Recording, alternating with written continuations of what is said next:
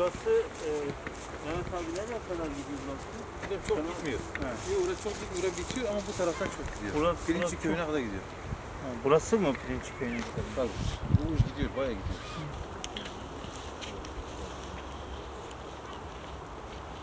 Biraz daha inelim mi?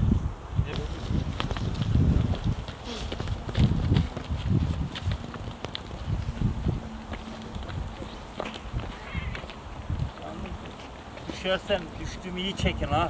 İşin vehametini anlamak için tam durduğunuz yerde Nizamettin Bey'in durduğu yere kadar hatta daha yukarıya kadar normalde dolu oluyor.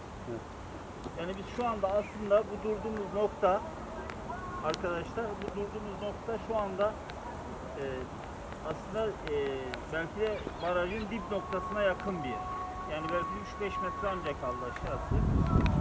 O yüzden durduğumuz yer tamamen suyla dolu olması gerekiyordu. Avantajı yer göller mesela buralara gittiği zaman bakıyoruz. Kayalık da iyidir yani. Çabuk atıyor.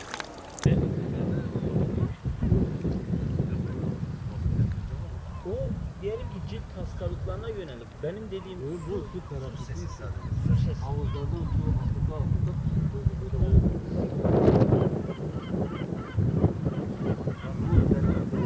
ya inan var ya herkes kendi kendini yaptırıyor.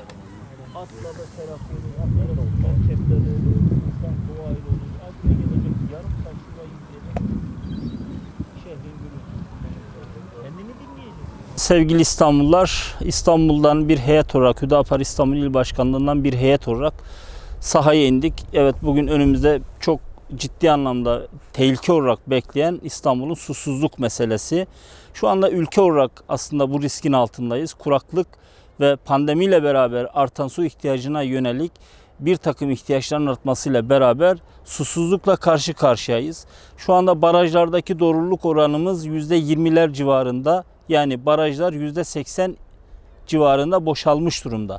Aslında olayın vehametini daha net anlatmak için durduğumuz yeri buradan göstermek istiyorum. Şu anda bulunduğumuz yer aslında normal şartlarda su ile dolu olması gerekiyor. Biz ta aşağı kadar dip noktasına kadar indik. Yaklaşık herhalde buradan bir 30-40 metre kadar aşağı indik. Maalesef sularımız çekilmiş. Buradan hem yöneticilerimize hem de İstanbul halkına yapması gereken sorumluluklarını bir kez daha hatırlatmak istiyoruz. Öncesi bir takım tedbirler alınarak, sular toplanarak, suların boşa akması önlenerek, barajlarda, göletlerde toplanarak aslında İstanbulluların çok rahatlıkla su ihtiyacının karşılanması noktasında küçücük tedbirler bile aslında bu tehlikeyle bizi karşı karşıya kalmamızın önünde büyük bir engel olacaktır. Ve sevgili İstanbullulara buradan bir kez daha şu çağrımızı yapmak istiyoruz. Lütfen suda biraz daha tasarrufta bulunalım. Evet, pandemi dolayısıyla temizliğe daha fazla önem veriyoruz. Ellerimizin, evimizin temizliği noktasında daha fazla bir su sarfiyatı oluyor. Ama fazladan giderlerin olduğu noktalarda tedbirler alınarak en azından şu kuraklık dönemini çok daha rahat atlatabileceğimizi düşünüyoruz. Diyanet'in ülke genelinde başlatmış olduğu yağmur duasıyla alakalı çalışmalarda anlamlı ve yerinde buluyoruz. Bu noktada Rabbimizden niyazımız da duamız da budur ki bir an önce ülkemizin insanlığın önündeki bu imtihanlarımızı kolaylaştırsın. Rabbim inşallah selametlik versin.